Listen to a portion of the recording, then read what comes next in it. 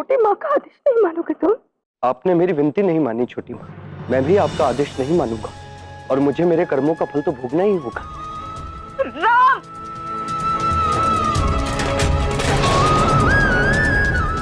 बहुत हो गया, बहुत हो गया ये सब कर्म और फल।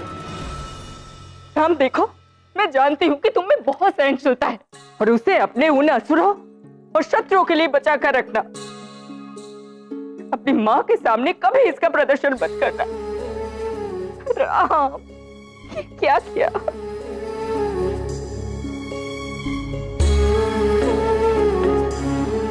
राम, तुम जानते हो ना कि तुम्हारी छोटी माँ तुम्हारा कष्ट कभी नहीं देख पाएगी। बताओ क्या करना है मुझे कि तुम प्रसन्न हो जाओ।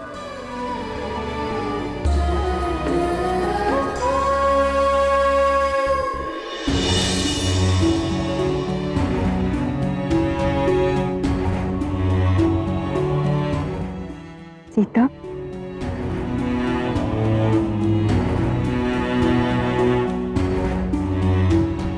उर्मिला, तुम तो सीता की बहन हो, तुम ही हमें बताओ कि इसे इस अपराध बोध से कैसे मुक्त करवाया जाए। ये तभी ठीक होंगी जब आप और छोटी माँ अपने मतभेद बुलाकर एक हो जाएंगी। किंतु मेरे और कैकेयी में तो कोई मतभेद है ही नहीं, ना ही कभी हो सकता है। लक्ष्मण, तुम ही समझाओ अपनी भाभी को। बड़ी माँ, छोटी सी तो बात है, आप जाइए ना और मना कर ले आइए छोटी माँ को। हाँ हाँ, मुझे कोई आपत्ति नहीं है। मैं अभी जाकर उसके कान पकड़ूंगी और उसे कहूंगी कि अपना क्रोध त्याग दे और अपनी बड़ी दीदी के लिए स्वादिष्ट व्यंजन बनाए। मैं उसे अभी लेकर आती हूँ।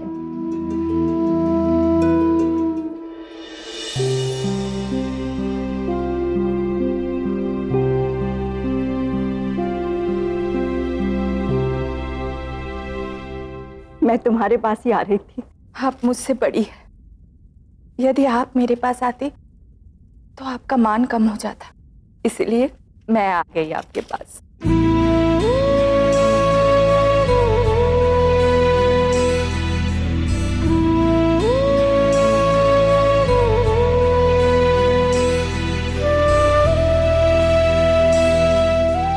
प्रेम छोटे बड़े की परिभाषा नहीं जानता कैकेयी।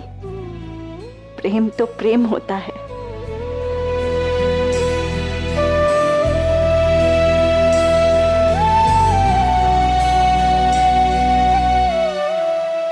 वो तो सीता ने मुझे तुम्हारे कान पकड़ने से मना कर दिया, किंतु स्मरण रहे कि यदि फिर तुमने अपनी बड़ी दीदी की किसी भी बात का बुरा माना ना, तो देखना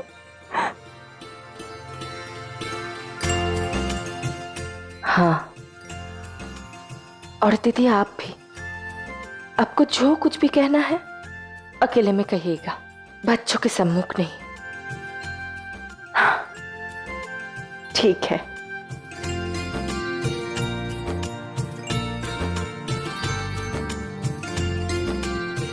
वैसे लक्ष्मण, हमारी दोनों माताओं ने मिलकर तुम्हारी भाभी की आंखों में आंसू ला दिए।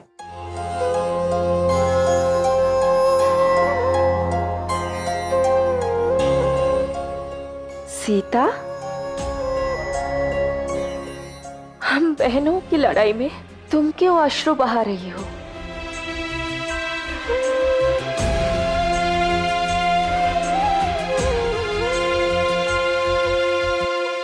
इन सब की जड़ है मंथरा। उसे कल प्रातः यहां से भेज दूंगी।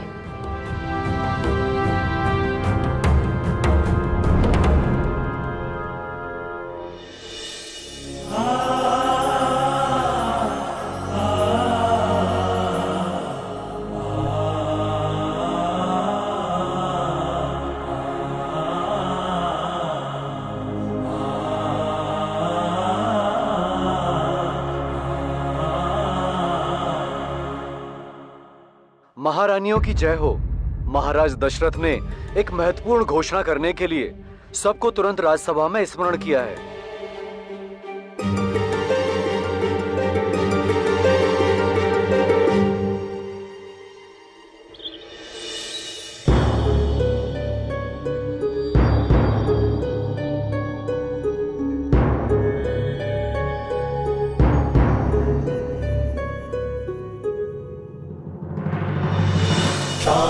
सकल सुगामी सत्यम राम मर्यादा पुरुषोत्तम सूर्य शिरोमणि आज्ञाकारी दशरथ नंदन संयमधारी प्रीत सदा से चलती आई जाए प्राण पर वचन न जाई ऐसे उत्तम कुल के तेजस्वी है राघव राम रघुराई।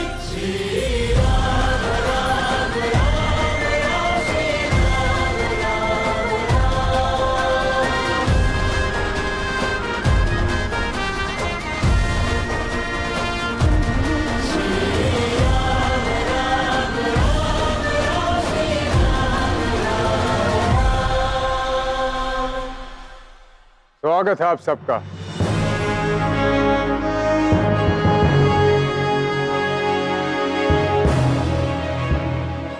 आप सब इतने अल्प समय में यहां पधारे, धन्यवाद आप सबका।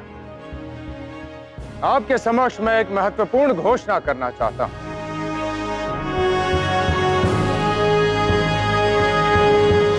घोषणा महत्वपूर्ण इसलिए है क्योंकि इस पे न केवल अयोध्या का भविष्य अपितु समस्त मानव जाति का भविष्य निर्भर करता है। आप सबका राजा होना मेरे लिए सौभाग्य की बात है। समस्त संसार में सबसे बड़ा सम्मान है और मैंने पूरी निष्ठा के साथ, सामर्थ्य के साथ अपने पूर्वजों की इस परंपरा को निभाने का प्रयास किया, पूर्ण रूप से प्रयास किया कि मैं आपको सुरक्षा, समृद्धि, न्याय प्रदान कर सकूं। और आपने भी सदैव मेरा साथ दिया।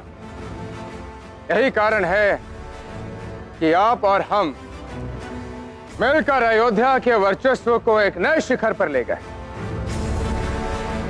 किंतु अब समय है कि अयोध्या के भविष्य को और उज्जवल, और सुदृढ़, और सुरक्षित बनाने के मार्ग पे ले जाया जाए।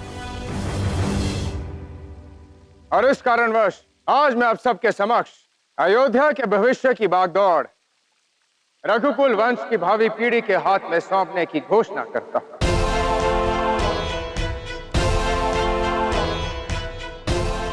अयोध्या का भविष्य उन्हीं हाथों में जाएगा जो इसके सर्वथा योग्य है, और वो है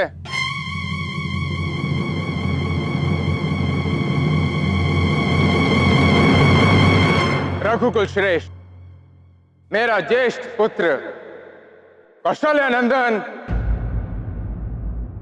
राम।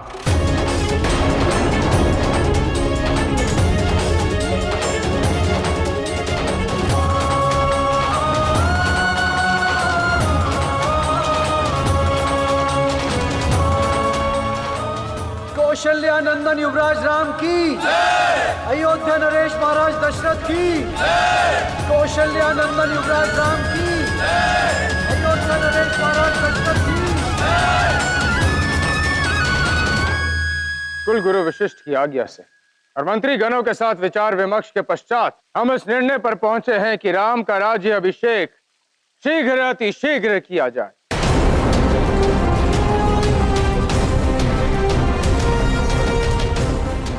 बड़ा ही उचित निर्णय लिया है महाराज ने, किंतु अवसर उचित नहीं है। कितना अच्छा होता यदि यही घोषणा भरत और शत्रुघ्न के लौटने के पश्चात होती। दोनों प्रसन्नता से फूले नहीं समाते, है ना कैकेयी?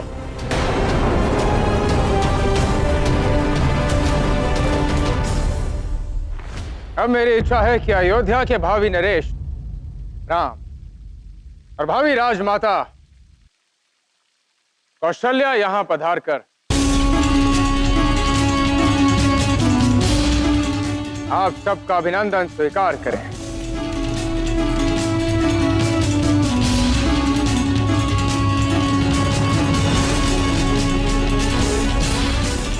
राम, महारानी कौशल्या,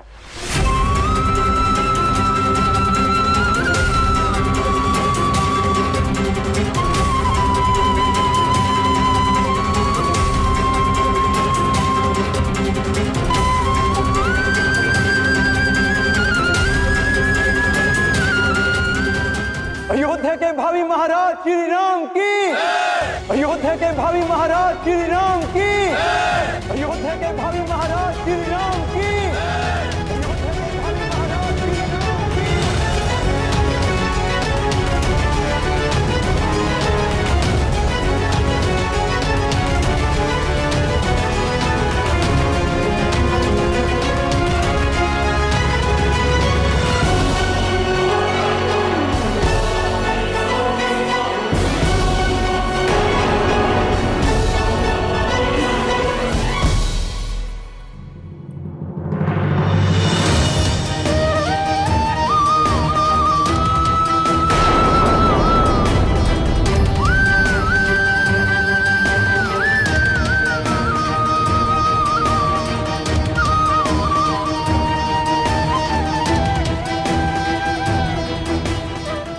राम, मेरा पुत्र।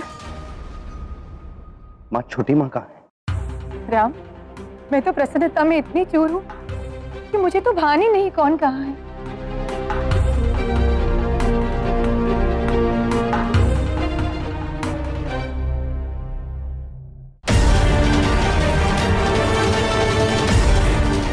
छोटी माँ, छोटी माँ रुकिए। छोटी माँ, छोटी माँ।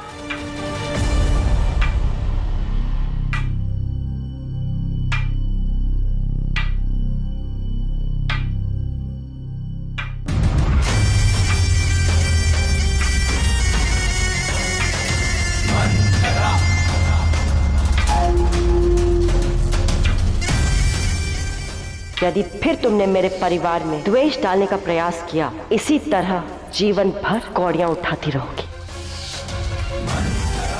स्मरण रहे, राजमहल में होने वाले इस भव्य उत्सव में ये ना पहुंचे।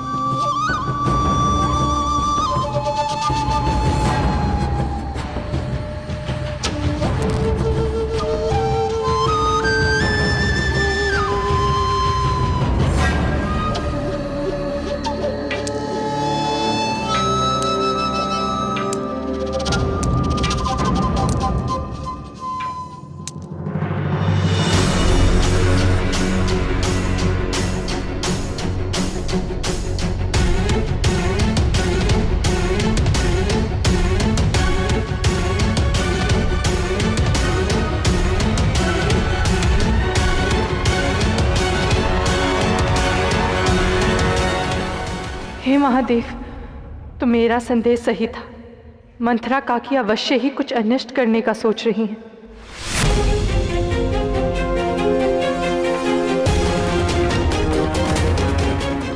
मेरे कक्ष में कोई नहीं आना चाहिए, समझे तुम?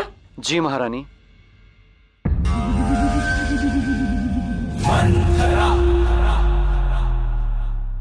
मैं भी नहीं रानी।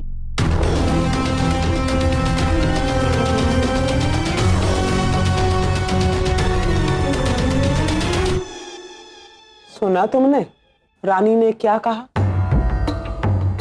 भीतर कोई नहीं आना चाहिए, अर्थात कोई भी नहीं, श्री राम भी नहीं। किंतु श्री राम को अपनी छोटी माँ के कक्ष में प्रवेश के लिए किसी की अनुमति की आवश्यकता नहीं होती। तो अब तुम रानी के आदेश की अवहेलना करोगे? सर झुकाकर आदेश मानो, अन्यथा सर कटवा दिया जाएगा, समझे?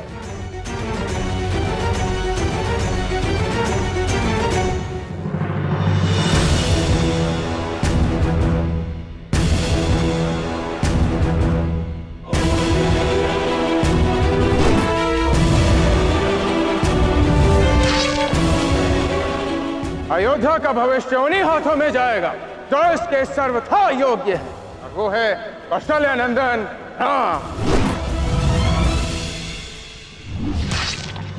भले ही तुम्हारे बाण अपने लक्ष्य को ना भेद सके, किंतु मेरा चलाया हुआ बाण अपने सटीक लक्ष्य पर जा लगा है।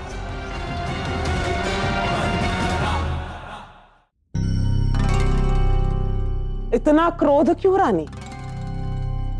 तुम्हें तो प्रसन्न होना चाहिए। तुम्हें छोटी मां कहकर पुकारने वाला अयोध्या के सबसे बड़े पद पर पहुंच गया।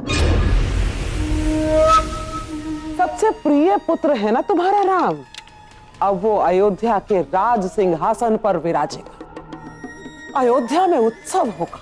आहा, मौन मंत्रा, और एक भी शब्द तुम्हारे मुख से छूटा तो मेरे धनुष से बाण छूट जाएगा।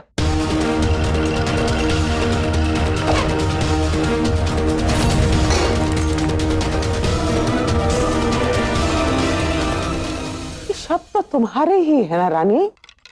अनगिनत बार तुमने ऐसा कहा है, मैं तो केवल उन्हें दोहरा रही हूँ। तो फिर आज क्रोध क्यों? जब जब मैंने तुम्हें वास्तविकता दिखाने का प्रयास किया तब तक तुमने मुझे मौन किया और सदैव अपने परिवार के समक्ष ढाल बनकर खड़ी हो गई। आज वही परिवार अपनी ढाल पर ही वार कर गया। मैंने कहा मौन। मुझे मारने से तुम्हें शांति मिलेगी तो लो, मार लो मुझे।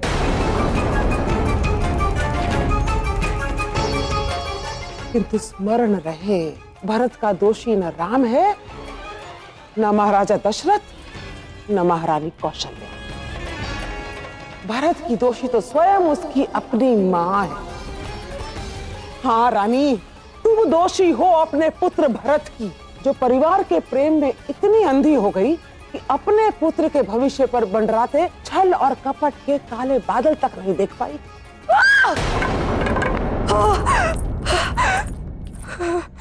तुमने अपने भोलेपन में मेरी हर बात को अनसुना कर दिया। मैंने देखा है कौशल्या की आंखों में वो भाव जिसमें वो तुम्हें और सुमित्रा को स्वयं से तुच्छ अंकित करती है।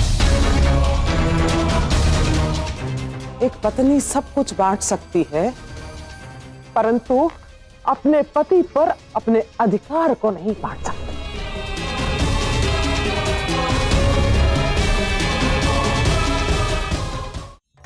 राजमाता बनेगी कौशल्या और तुम छोटी मां की छोटी मां रह जाओगी।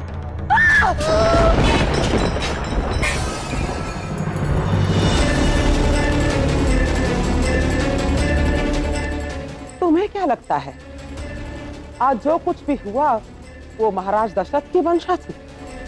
नहीं कैकेयी, रघुकुल की रीति ये नहीं कहती कि ज्येष्ठ पुत्र ही सिंहासन का उत्तराधिकारी हो। महाराज ने ये किया क्योंकि उन्हें भ्रमित किया गया। तभी तो तुम्हें और सुमित्रा को इस निर्णय में सम्मिलित नहीं किया गया। और कौशल्या, ये षड्यंत्र आज से नहीं कई वर्षों से रच रही है। कौशल्या की महत्वाकांक्षाएं बहुत बड़ी हैं। जरा सोचो, कौशल्या जब पहली बार रानी बनकर यहाँ आई होगी, उसने सोचा होगा इस पूरे राज्य और इस पूरे महल पर उसका एकाधिकार है, उसके वर्चस्व को ललकारने वाला कोई नहीं। किंतु जब तुम आई तो कौशल्या की महत्वाकांक्षाओं पर पानी फिर गया और यहीं से उसने तुम्हारे विरुद्ध षड्यंत्र करना आरंभ कर दिया।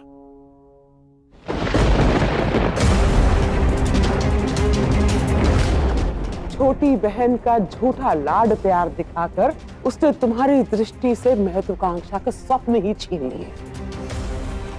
भरत को सदा छोटा ही बना रहने दिया।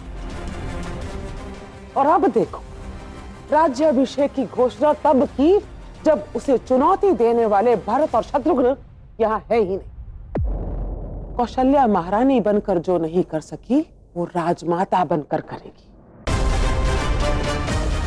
ये गहन षड्यंत्र है रानी।